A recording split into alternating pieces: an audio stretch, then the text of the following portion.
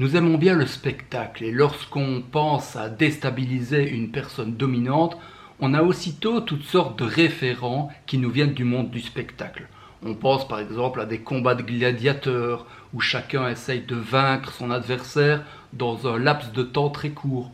On pense aussi à des débats télévisés dans lesquels un politicien essaye de faire valoir son point de vue au détriment d'un autre.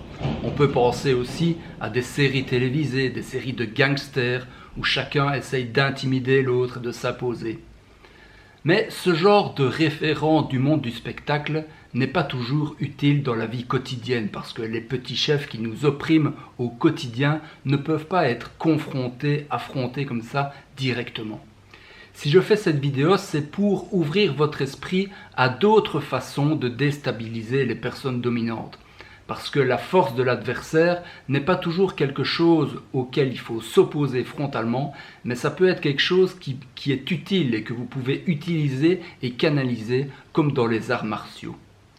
Alors nous allons voir ici un exemple d'une personne qui utilise cet art subtil de déstabiliser les personnes dominantes. Vous allez voir que ces techniques ne sont pas très spectaculaires, elles sont moins spectaculaires que celles que vous avez en tête, mais elles sont plus efficaces sur le long terme.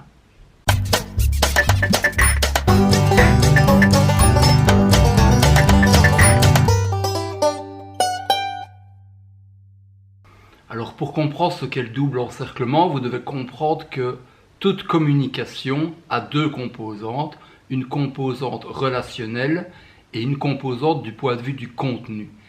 Et le double encerclement qu'opère le lieutenant Columbo, c'est un encerclement à la fois relationnel et à la fois au niveau du contenu. Alors l'encerclement relationnel, ce n'est pas Columbo qui le pose, c'est son adversaire qui est dans une position dominante et qui s'impose comme quelqu'un de dominant. Et Columbo va accepter cette définition que l'adversaire fait de lui-même et il va s'insérer dans le cadre que son adversaire a posé. Et puis, une fois qu'il a bien conforté ce cadre, point de vue relationnel et point de vue émotionnel, il va encercler son adversaire au point de vue du contenu, au point de vue logique. Alors le point à bien comprendre, c'est que l'encerclement logique ne va jamais jusqu'à déborder du cadre émotionnel, sauf quand il se fait accuser officiellement. Là, le cadre effectivement est brisé, mais toute la stratégie de Columbo, c'est de prolonger le cadre dominant-dominé le plus longtemps possible, de façon par exemple à avoir des informations. Alors le premier exemple que je vais donner, c'est l'exemple de la complémentarité systématique. Vous allez bien voir que dans cet extrait, Columbo renforce sans cesse le manque de symétrie qu'il y a entre son adversaire et lui. Donc son adversaire se fait passer pour quelqu'un de très brillant et tout ça. Et Columbo accepte d'entrer dans cette relation et accepte d'avoir une position d'élève un peu ingénu et innocent qui pose des questions à la limite de l'idiotie. Ou bien même si ces questions ne sont pas idiotes, il s'évertue à leur donner un ton qui est un ton naïf et un peu idiot de façon à endormir la vigilance de son adversaire. Monsieur Franklin, à votre avis, pour quelle raison est-ce que les assassins sont venus déposer le corps de votre associé sur votre pelouse? Comment? Vous ne vous en doutez pas? Lieutenant, vous me décevez. C'est un avertissement. Un avertissement? Bien sûr. Et cela ne fait que renforcer mon hypothèse d'un meurtre de professionnel. La deuxième illustration que je vais vous montrer, c'est l'absurde rendu vraisemblable. Donc il arrive que notre adversaire profère des choses qui sont fausses ou absurdes, et une des façons, du point de vue logique, une des façons de résoudre, de contrer ce manque de logique, c'est de s'installer dans l'hypothèse de l'adversaire et de montrer l'absurdité de cette hypothèse, l'absurdité de cette affirmation. Et là, Columbo va le faire, mais toujours sans oublier qu'il est en train de faire un double encerclement, donc il n'est jamais en train d'attaquer sur le seul plan de la logique, parce que sur le seul plan de la logique, là, il serait en train de démontrer que son adversaire est dans l'absurdité, mais il ne va jamais jusqu'à cette conclusion, c'est-à-dire que il exploite l'erreur de son adversaire, mais sans déborder du premier cadre qui est le premier cadre relationnel. C'est-à-dire qu'il va toujours faire en sorte que l'absurdité paraisse vraisemblable. C'est-à-dire qu'il va toujours veiller à ne pas être menaçant et à ne pas déranger le cadre premier, le cadre relationnel qui a été posé. J'espère que vous me tiendrez au courant, lieutenant. Oh, bien sûr, ça va de soi. Il y a encore une chose qui me tracasse, mais ça fait rien. Ça peut attendre, puis vous devez être très fatigué. Oh, de toute façon, je ne pourrais pas fermer l'œil. Allez-y. J'aurais voulu que vous me redisiez une fois encore ce qui s'est passé exactement quand vous êtes rentré chez vous. Volontiers, mais je vous l'ai déjà raconté. J'ai aperçu le corps de Jimmy au milieu de ma pelouse. Je suis entré, j'ai décroché mon téléphone et je vous ai appelé. Par une réaction purement instinctive. Oui, c'est normal. Qu'est-ce qu'il y a? Vous avez l'air troublé. Pourquoi me posez-vous cette question? C'est votre courrier? Oui, pourquoi? C'est drôle comme on peut être différent. Moi, si je trouvais mort mon associé, il ne m'aimerait pas à l'idée d'ouvrir mon courrier. Je suis ouvert pour me changer les idées, penser à autre chose, pour me distraire. N'oubliez pas que je venais de subir un choc. Ah oui, c'est très compréhensible. Des factures, c'est très distrayant. Si j'apprends quelque chose, monsieur Franklin, je vous préviendrai tout de suite. Bonne nuit. Bonne nuit.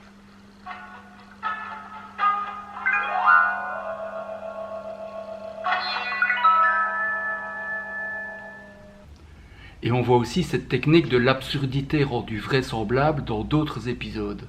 Je dirai ça de votre part. Merci mille fois. À votre service. Bonsoir. Dites, êtes-vous déjà allé chez les Kennicott? Oui, j'ai été à plusieurs de leurs soirées. Non, pas la grande maison, la petite sur la plage. Je me posais la question parce que leur chalet et votre maison sont très proches, n'est-ce pas? Non, à 3 kilomètres. C'est proche. Encore une fois, quelle coïncidence. Non mais qu'est-ce qu'il y a comme coïncidence dans cette affaire?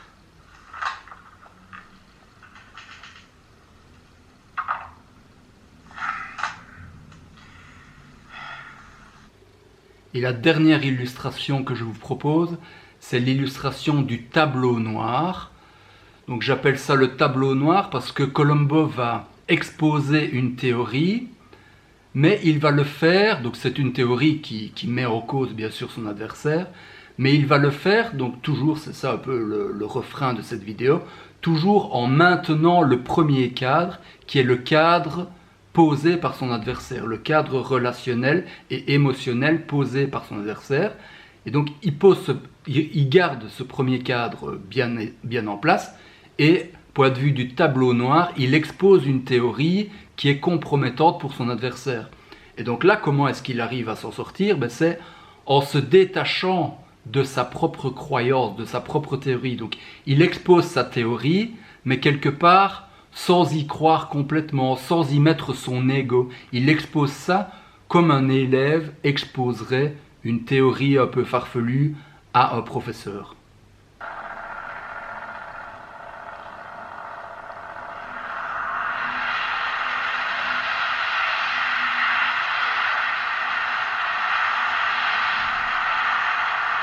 Bon bateau, mon général. Ça doit valoir un bon prix, ça, non? Vous connaissez le dicton, lieutenant? Quand on s'intéresse au prix, c'est qu'on n'a pas les moyens. Ah, c'est bien vrai. Moi, c'était juste si j'aurais de quoi me payer une barque pour pêcher en rivière. Alors, lieutenant, vous n'êtes pas venu jusqu'ici uniquement pour parler de bateau. Hein? Oh, non. Je voulais vous demander si vous auriez, par hasard, entendu parler du cadavre qu'on a retrouvé ce matin au large de Maragot. Le colonel Dutton, oui. Je connais la nouvelle, je l'ai entendu à la radio. J'ai été surpris. Et sait-on ce qui s'est passé? Oui. Il a d'abord été abattu. Ensuite, on a lesté le corps et on l'a balancé à la mer. C'est affreux. N'est-ce pas? Les requins ont sans doute coupé les cordes qu'il attachait et il est remonté. Une histoire qu'on lira dans tous les journaux, mais pourquoi tenez-vous à me prévenir? Dans votre intérêt? Dans mon intérêt à moi? Eh oui, bien sûr. Écoutez, ça va sans doute vous sembler ridicule, mais mes collègues de la police économique disent qu'il y aurait certains bruits qui courraient sur vous. Ah, Oui. Mais moi, je crois que c'est des racontars. oui, vous pouvez en être sûr. Seulement, si le bruit se répand, ça pourrait devenir embêtant pour moi. Mais c'est toujours délicat pour un simple lieutenant de police d'avoir affaire à un homme comme vous. Ça ne fait rien pendant que vous y êtes. Allez-y donc.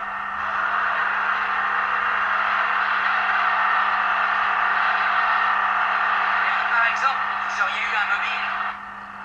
Vous avez obtenu de nombreux contrats par l'intermédiaire du colonel Dutton.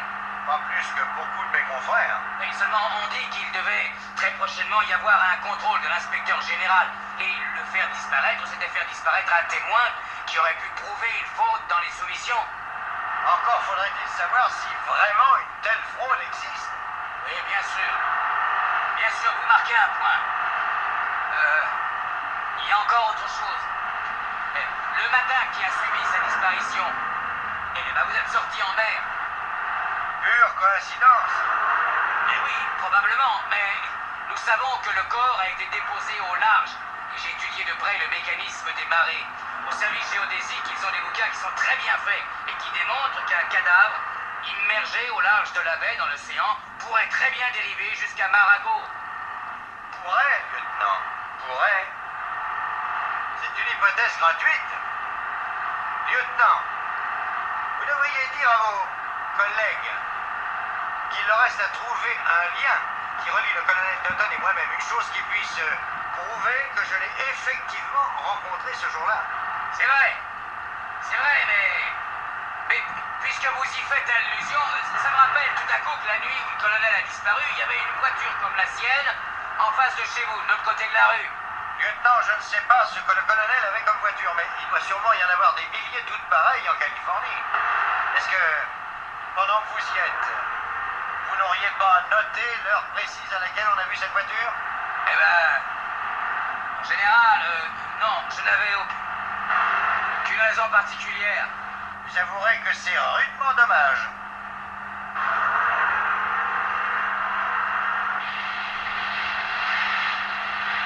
J'espère que tout cela vous aidera à avoir d'autres schémas en tête que les schémas de domination habituels dans lesquels on essaye toujours de combattre l'adversaire dans un laps de temps court. Ici, Colombo opère un double encerclement qui permet d'être efficace sur le long terme.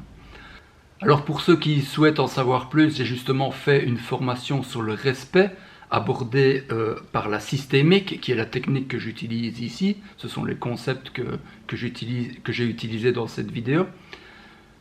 Alors c'est un accompagnement de 2 semaines qui vous aidera à comprendre les mécanismes du respect et à reprendre le pouvoir sur votre propre vie. Ça s'adresse aux gens qui ont tendance à être un peu trop gentils et à se faire marcher sur les pieds. Ça s'adresse aussi aux gens qui pensent qu'elles aimeraient passer à un niveau supérieur point de vue du respect. Donc elles pensent qu'elles ne sont pas assez respectées par leur entourage. Et enfin, ça s'adresse aussi aux personnes qui ont un certain respect pour l'éthique. Donc il ne s'agira pas de se faire respecter pour se faire respecter, mais il s'agira d'insérer toute cette dynamique de respect dans une perspective de justice. Alors il y a 4 modules. Le premier module est assez long. Il s'agira de faire une définition précise, conceptuelle du respect, sur base de quelques philosophes classiques. Et tout ça sera mis en lien avec la systémique. C'est important d'avoir une bonne définition pour ne pas se perdre dans la suite. Alors le deuxième module, ce sera le respect de soi-même. Là, je vous aiderai, j'interviendrai pas mal, et je vous aiderai à construire une citadelle intérieure qui vous permettra de vous sentir légitime. Il y aura notamment toute une recherche de valeurs, et là, ma technique pour découvrir vos valeurs, ce ne sera pas simplement de vous donner une liste de valeurs et de vous demander de choisir. Non, il y a quelque chose de plus complet que je vous apporte. Le troisième module, ce sera travailler son assertivité. Donc l'assertivité, c'est la faculté de savoir dire non. Et on verra différentes techniques, différentes méthodes, différentes déclinaisons de cette façon de dire non, qui est une façon de vous protéger toujours contre les abus de vos adversaires. Et enfin, il y aura un certain nombre de cas concrets, une petite dizaine, par exemple, se faire respecter face à son boss, se faire respecter des inconnus, se faire respecter face au passif agressif, et certains autres cas concrets qui sont écrits en bas, donc vous pourrez voir le détail du contenu de la formation. Alors pour vous remercier de m'avoir suivi jusqu'ici et de m'avoir découvert dans cette vidéo, je fais une réduction assez importante sur cette formation. Je vous dis à bientôt et je vous souhaite une bonne journée.